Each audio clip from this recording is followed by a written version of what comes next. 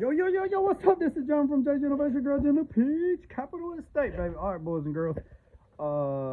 Everybody has been getting froze, all this Arctic blast. But let me show you something. Now, I do have central heating air in my home that we built a few years ago, but also have a water stove.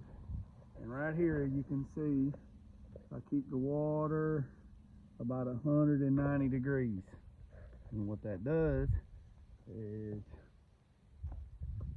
it sends hot water to my house.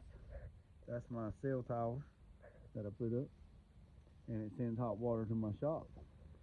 So it's an assist.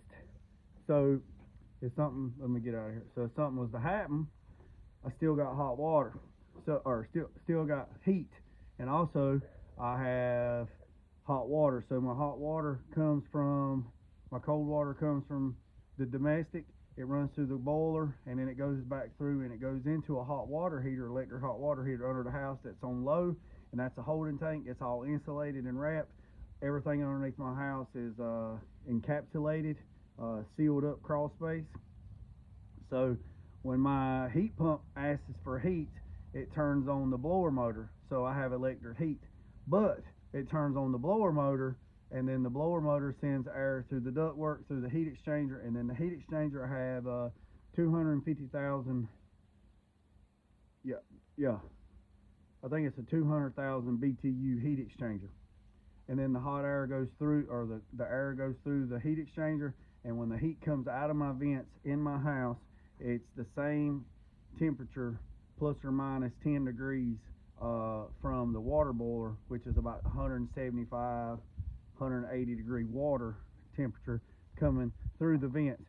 So my house heats up super quick.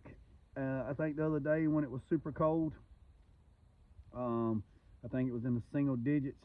In a 24-hour period, my heat only run for 2.5 hours.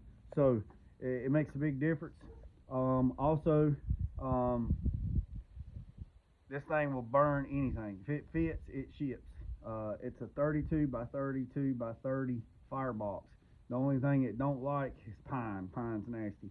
Right now I'm burning some white oak and some red oak, and you fill it up at night, and you keep everything going, and everything's good to go. When the temperature drops below a certain temperature, it activates the solenoid. The solenoid activates the blower motor, which is almost like a little turbo, and it blows air into the firebox, increases the fire by giving it more fuel, which is air, and then it runs up the temperature.